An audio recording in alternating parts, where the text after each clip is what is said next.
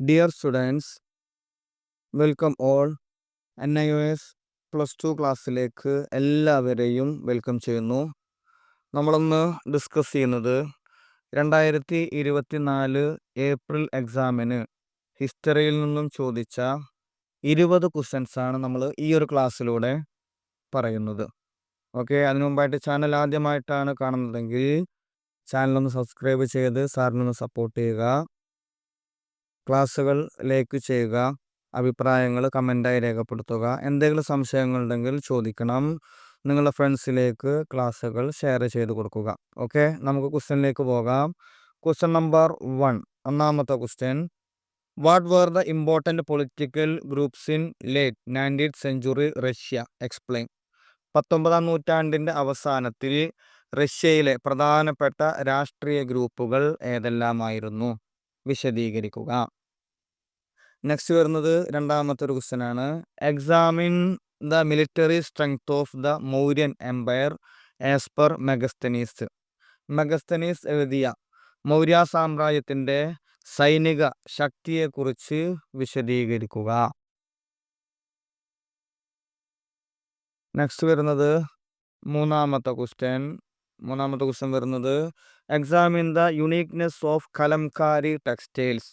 കലംകാരി തുണിത്തരങ്ങളുടെ പ്രത്യേകതകൾ പരിശോധിക്കുക. നെക്സ്റ്റ് വരുന്നത് നാലാമത്തെ question. Explain the characteristics features of Gandhara school of arts. Gandhara school of ആർട്സിൻ്റെ സ്വഭാവ സവിശേഷതകൾ വിശദീകരിക്കുക. നെക്സ്റ്റ് അഞ്ചാമത്തെ ക്വസ്റ്റ്യൻ വരുന്നത് what measures did Balban take to emphasize that the Sultanate had absolute powers? Describe. സുൽത്താന് സമ്പൂർണ്ണ അധികാരങ്ങളുണ്ടെന്ന് ഊന്നി പറയുവാൻ വേണ്ടി ബാൽബൻ എന്തെല്ലാം നടപടികളാണ് സ്വീകരിച്ചിരിക്കുന്നത്? അതിനെക്കുറിച്ച് വിവരിക്കുക. നെക്സ്റ്റ് വരുന്നത് ആറാമത്തെ question. Describe any 3 important points of treaties signed between the Mughals and Bijapur in 1636. 1636 മുഗളന്മാരും ബീജാപൂരും തമ്മിൽ ഒപ്പുവെച്ച ഉടമ്പടിയിലെ ഏതെങ്കിലും 3 പ്രധാനപ്പെട്ട കാര്യങ്ങൾ വിവരിക്കുക. നെക്സ്റ്റ് ഏഴാമത്തത്. Describe the 3 important officials at the level of pargana under the Delhi Sultanate. Delhi സുൽത്താനേറ്റിന് കീഴിലുള്ള പർഗാന തലത്തിലുള്ള 3 പ്രധാന ഉദ്യോഗസ്ഥന്മാരെ കുറിച്ച് വിശദീകരിക്കുക. നെക്സ്റ്റ് വരുന്നത് എട്ടാമത്തെ question. Discuss any 3 methods of British used to expand their empire in India. ഇന്ത്യയിൽ സാമ്രാജ്യം വികസിപ്പിക്കുവാൻ വേണ്ടി ബ്രിട്ടീഷുകാർ ഉപയോഗിച്ച 3 രീതികൾ ഏതെല്ലാമെന്ന് ചർച്ച ചെയ്യുക. നെക്സ്റ്റ് ഒമ്പതാമത്തെ question. Discuss any 3 reason for the battle of Buxar in 1764. 1764 Buxar യുദ്ധത്തിനുള്ള 3 കാരണങ്ങൾ ചർച്ച ചെയ്യുക. നെക്സ്റ്റ് വരുന്നത് പത്താമത്തെ question. Explain any 3 important points of the treaty of Versailles. Versailles ഉടമ്പടിയിലെ ഏതെങ്കിലും 3 പ്രധാന കാര്യങ്ങൾ വിശദീകരിക്കുക. അപ്പോൾ നമ്മൾ 10 ക്വസ്റ്റ്യനുകൾ പറഞ്ഞു. ഈ 10 ക്വസ്റ്റ്യൻ്റെയും ആൻസറുകൾ ചാനലിലുണ്ട്. അതിൻ്റെ ലിങ്ക് താഴെ ഡിസ്ക്രിപ്ഷനിൽ കൊടുക്കാം. ഇനി നെക്സ്റ്റ് 10 കൂടെ നോക്കാം. മൊത്തം 20 ക്വസ്റ്റ്യൻസ് ആണല്ലോ പറഞ്ഞത്. അതിൽ 11ാമത്തെ ക്വസ്റ്റ്യൻ നോക്കൂ. What was the Operation Sea Lion? Explain. Operation Sea Lion എന്തായിരുന്നു? വിശദീകരിക്കുക. നെക്സ്റ്റ് 12ാമത്തെ question. What efforts were made by Mikhail Gorbachev to transform and revitalize the Soviet Union? Discuss.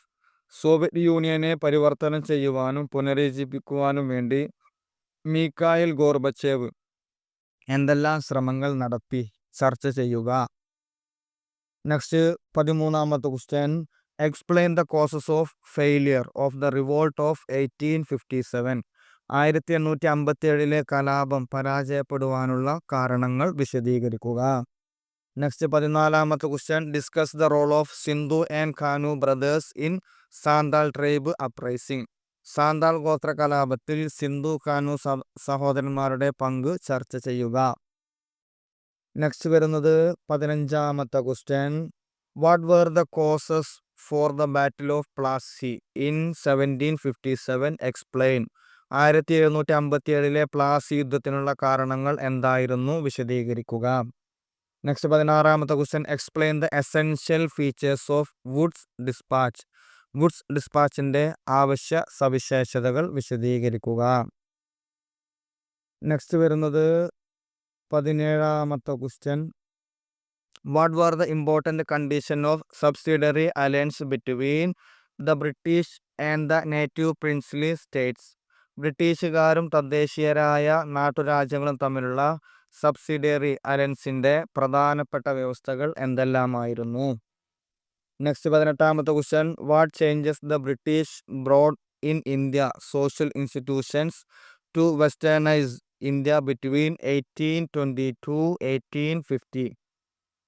1820 മുതൽ 1850 കാലഘട്ടത്തിൽ ഇന്ത്യയെ പാശ്ചാത്യവൽക്കരിക്കുന്നതിനായി ബ്രിട്ടീഷുകാർ ഇന്ത്യൻ സാമൂഹിക സ്ഥാപനങ്ങളിൽ എന്തെല്ലാം മാറ്റങ്ങളാണ് കൊണ്ടുവന്നത്? നെക്സ്റ്റ് 19ാമത്തെ question. How does the Indian textiles reflect culture? Indian തുണിത്തരങ്ങൾ സംസ്കാരത്തെ എങ്ങനെ പ്രതിഫലിപ്പിക്കുന്നു? നെക്സ്റ്റ് വരുന്നത് 20ാമത്തെ question. How does the Indian food habit reflect culture? Indian ഭക്ഷണശീലം സംസ്കാരത്തെ എങ്ങനെ പ്രതിഫലിപ്പിക്കുന്നു?